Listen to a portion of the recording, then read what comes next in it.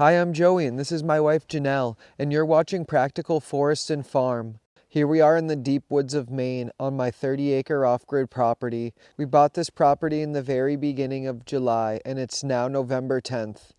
It's freezing every single night, and the weather's about 35 degrees out right now. We have a 12 by 20 cabin built, as you can see right here. We're going to be closing up our cabin for the season.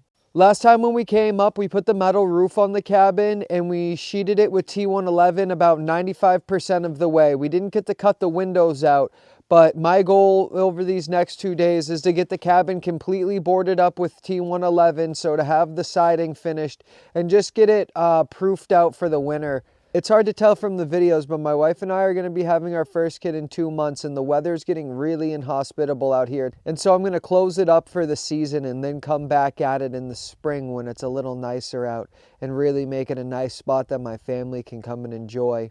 It's awesome to see how empty the trailer is. I just went down to the mill. I remember when this thing was stacked up with multiple boards of T111 that had to be moved. The Advantech flooring had to be moved in by hand. So to see only 2 sheets of T111 to move over, that's amazing. Now I just need to block up the rafters and just put a couple more 2x4 blocks in on the framing on the inside before we close this up. When we first started this project, hauling these sheets over was by far the hardest part, and I just feel like I'm so much tougher. What used to defeat me is now pretty much like it's clockwork. I know I'm going to pick this up and make it all the way over there.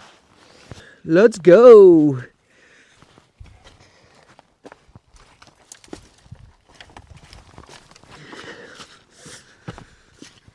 Welcome to camp. Can you see how beautiful the structure is? This used to just be deep forest, and now you can actually see the cabin from pretty far away. It's amazing how big of a structure we built out here. It's pretty remote.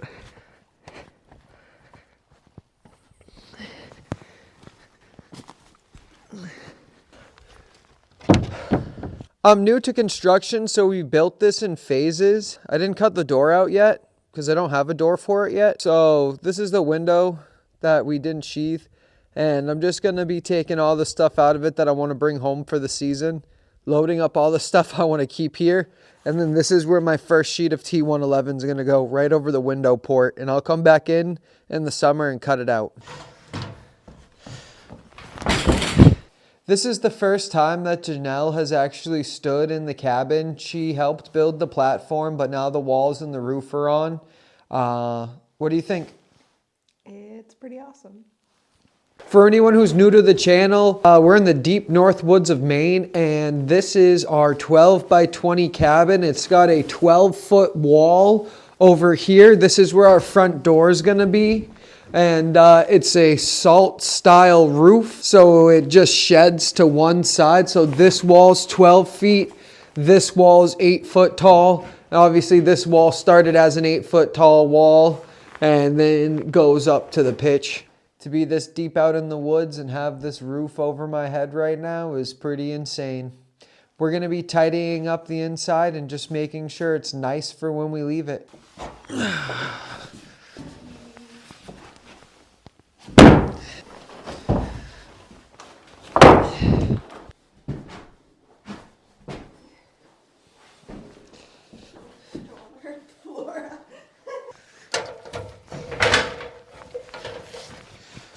Fanny pack engaged.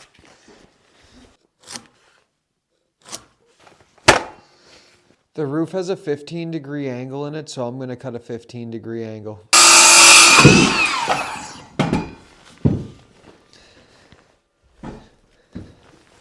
I'm an inch off. I cut it to, it needs to be 13 3/4, and I cut it to 14 3/4.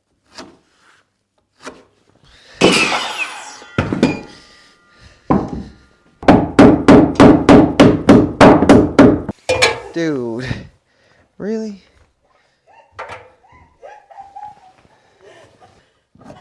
I don't think that's as funny as you think it is. I really just don't laugh about that. 100,000 plus people might see this, and this, like, I got a big old mud stain on my butt in an unfortunate area that looks like it is something that it is not.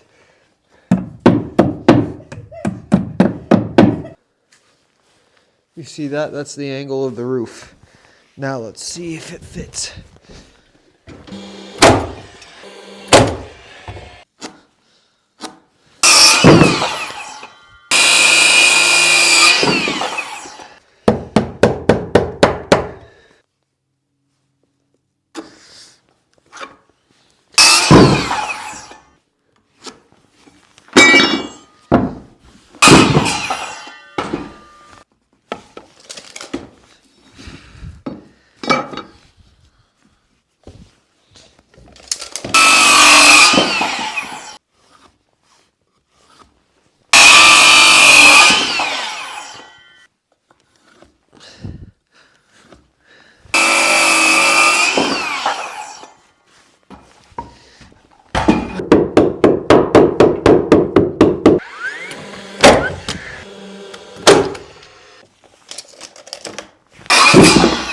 Good morning. Sunset yesterday was at 4:30, so we worked until about 4 and got out of there. And we're back early this morning. It's about 30 degrees out right now, so pretty cold. We've got a couple hours of work to put in to close down our cabin for the season. And so that's what we're going to be doing today. And then I want to give the property a little walk and just recap like what we've actually done since owning the property, and just talk about a little bit about the pricing and what it costs to own something like this. So stick around to the end of the video, and I'm gonna explain and go through in depth how we bought this property, how much it cost to build this cabin so far, and just even unexpected costs of having an off-grid site. So let's do this. I've got to cut a 15-degree angle in all of these because the roof is at a 15-degree angle, so that the blocking sits better in there. So that's what I'm going to do. I've already cut out all the blocks to the right size, so just literally putting that edge on them, putting them in, tacking them in, and then that's going to be good enough to keep out any squirrels or mice.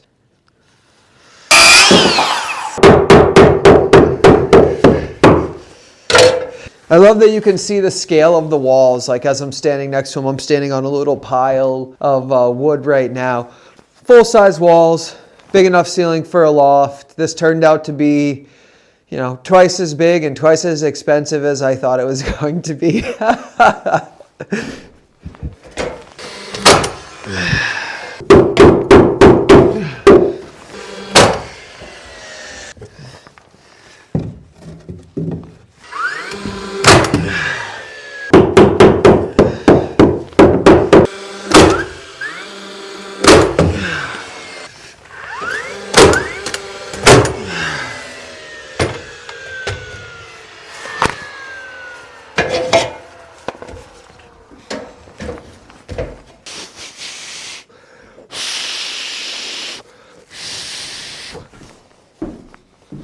'I'm an interior painter. I usually don't have to work outside, so my hands are pretty cold.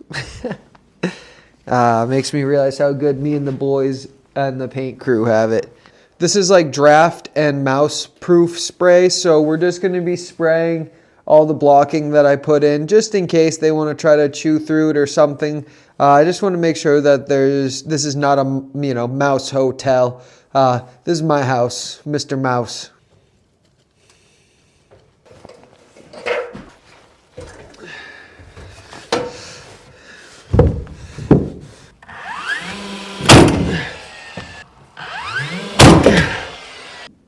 $15 and 1/8, 14 and 5/16, 14 and 3/16, 14 and 7/16.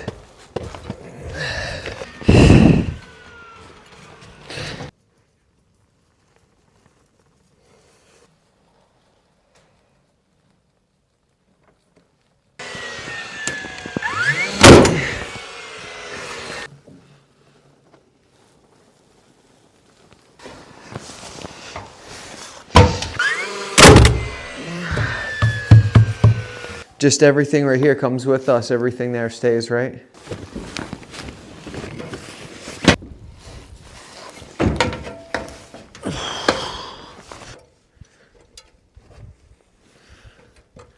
This is the thumbnail right here. All right, sorry, Mom, that you just had to watch Janelle, 7 months pregnant, climb down the ladder, but it was supervised. And she one time did take that warehouse training safety course. No clue why they had her in the warehouse, but yeah, that was... So she knows how to climb a ladder properly, apparently. I've installed 2 wooden blocks. One right here, one right here. I'm going to pick the sheet up. I'm going to put the sheet on the wooden blocks. I'm going to hold it up, line it up the best that I can, tack it in, and then shoot the whole piece in.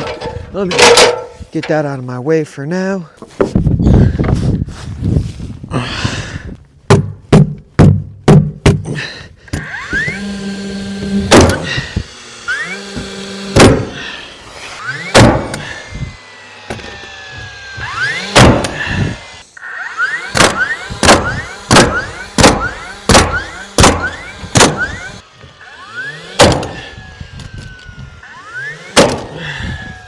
Now that I have that sheet up, I just need to cut a half sheet, hang it up there. It's already blocked from the inside, and then I'm going to be calling it done for the winter and coming back at it in the summer.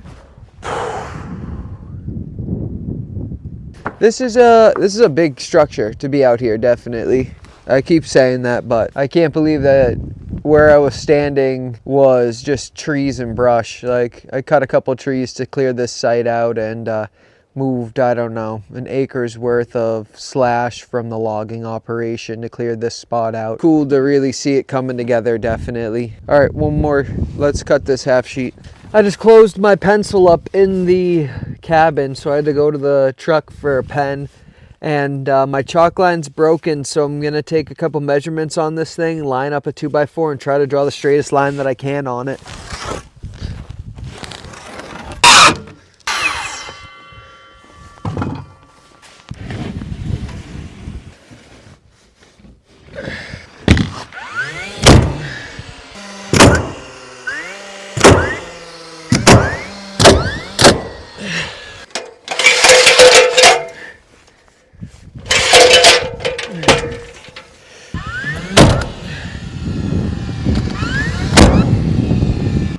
And just like that, the cabin's closed up good enough for the season for me. It's been a long ride coming out here, definitely. I've loved every second of it. Gonna get the campsite packed up here and just make sure everything's good for when it starts to snow. I want to give a huge shout out to Brandon, who works at my local hardware store back in southern New Hampshire. He hooked me up with these windows for an amazing deal. He watches the channel. Like, that's amazing. I don't know if I can say how much he gave me the windows for, because it was literally that good of a deal, but I tried to buy the same windows at a retail store, and they were in their leftover section, and they wanted $400 a window. And Buddy gave them to me for literally like no money whatsoever. Thank you so much, man. Really appreciate you helping support and helping me get materials.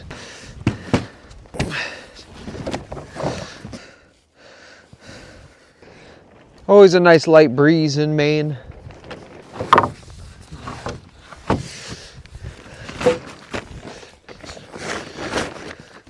And with that, I've got camp picked up, just maybe a few odds and ends off the ground.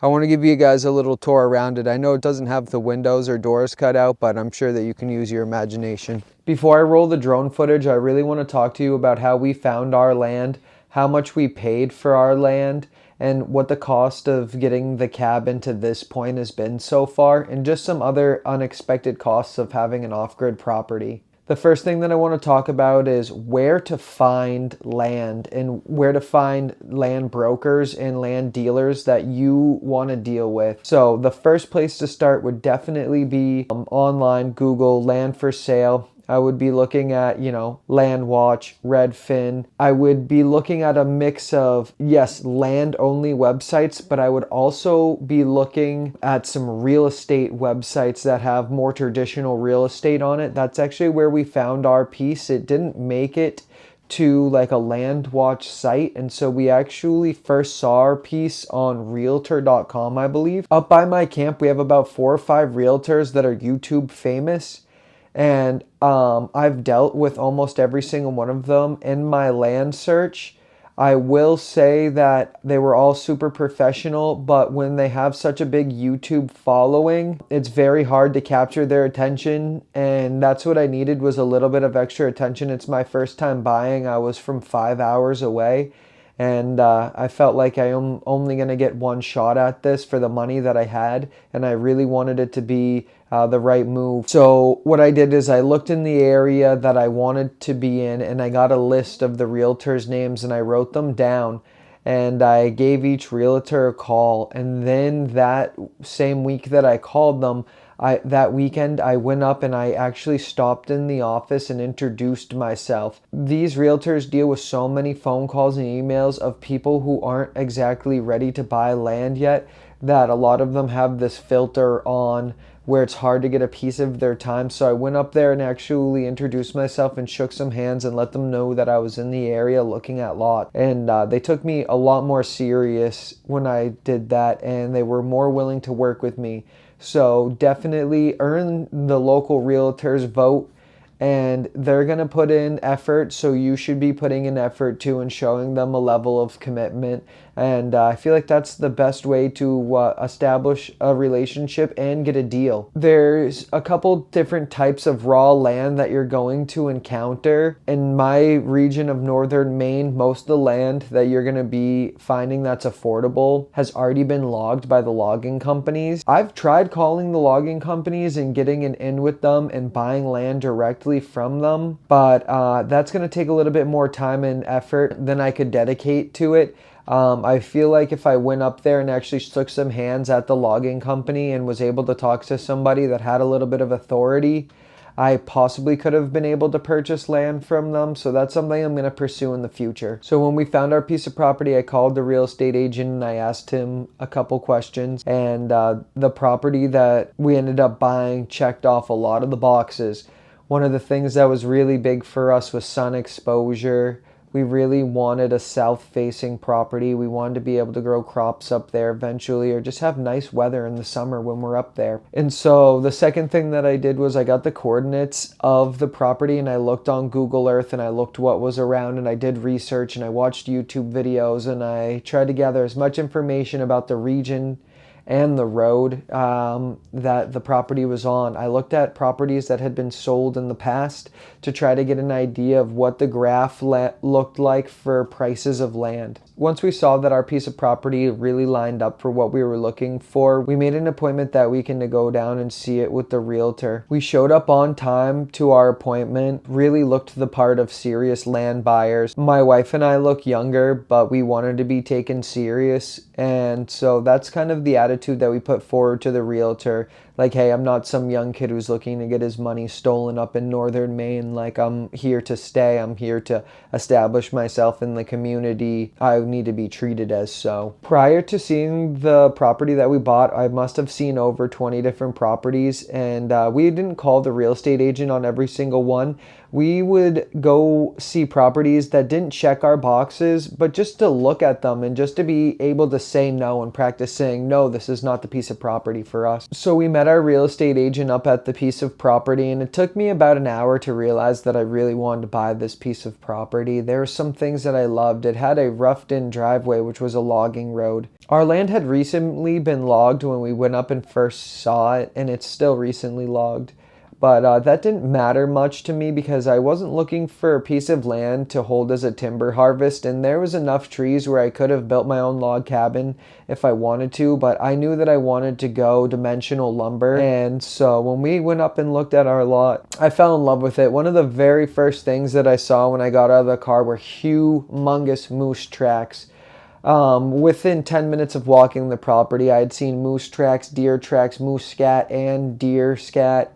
And I could hear a brook running down. It's a seasonal brook, but I could hear it running down from the high point of the property, and I could follow it, and so that really spoke to me. One of the things that was really going for me is that they did a bad job of cleaning up the logging after they were done, so they just left piles of slash and brush. And that's okay to me because I'm going to put in the sweat equity and I have cleared it. And wood's pretty easy to clear with a big fire. Definitely, I've learned that. So if you're not afraid of a little bit of a hard work in controlling a fire, logged land's no big deal. Our land was originally 46 acres that was split into a 30-acre plot and a 16-acre plot. I originally had the opportunity to buy all 46 acres, but it was more money than I was willing to spend, and so we made a negotiation and put in an offer on the 30 acres. We ended up buying our 30 acres for $35,000. Owner finance was an option, and so we took that route in the early beginning of the land just to make sure that it's actually what we wanted to do. Our seller would have accepted $8,000 down on the whole 46 acres, but instead I ended up putting down 10 on the 30, leaving me a balance of $25,000 that I was going to pay at 6% interest over 10 years. Since then, I've made some very big payments on the land and just took care of the payment because that's not something that I wanted to have over me, but know that it originally did set up as an owner finance deal. One of the things that's really amazing about an owner finance deal is, yes, you might pay a little bit more money for the land, but you get it deeded after you put down your substantial down payment. So the land is now yours. Yes, you're making a payment for it, but it's different than owning a house where the bank holds on to the deed. So once we bought our land for $35,000, I put $10,000 down, and then we were left with a $25,000 balance. Our payments were going to be, I believe, $380 a month for 10 years with no prepayment penalty.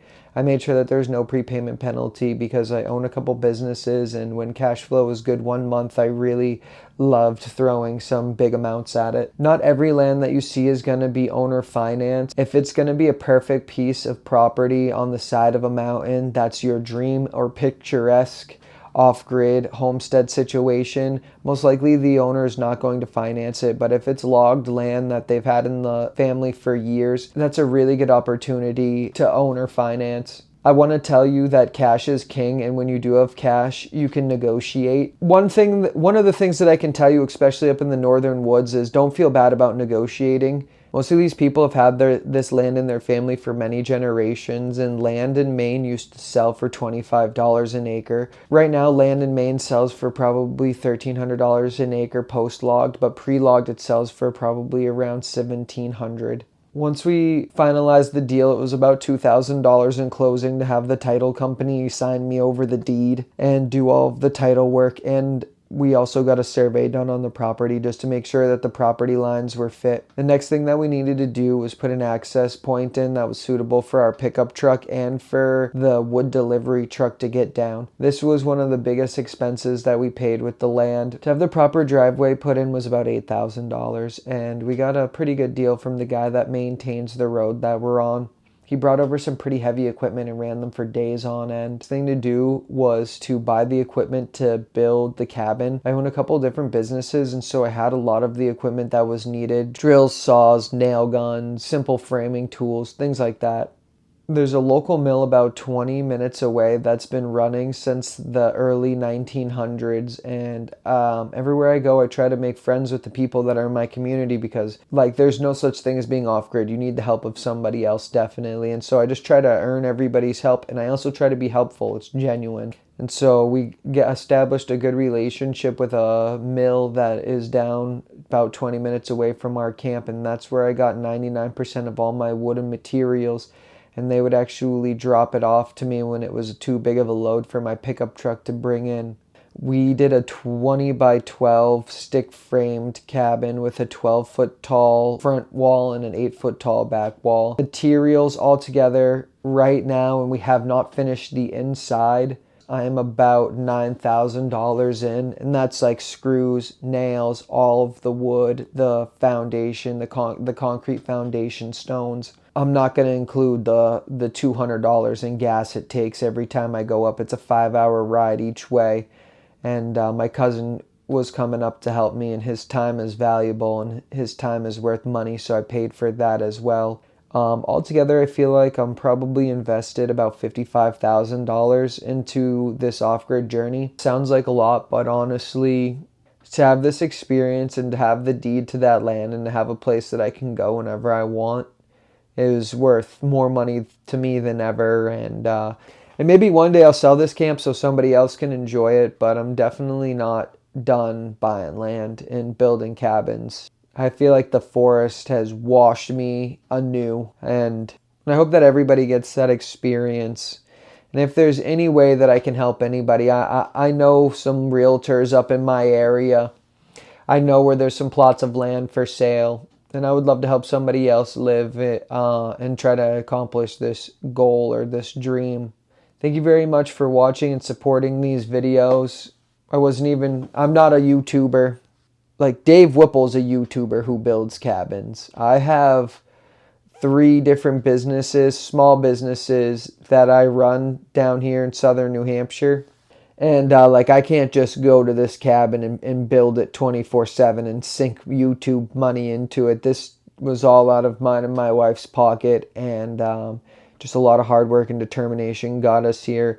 And if I can do it, then I know that anybody can do it. And if I can help anybody in any way, if you want to talk about starting a business, starting a side hustle, buying land, if I can elaborate any of the points that I just talked about in this video, please let me know. Thank you so much. See you on the next one.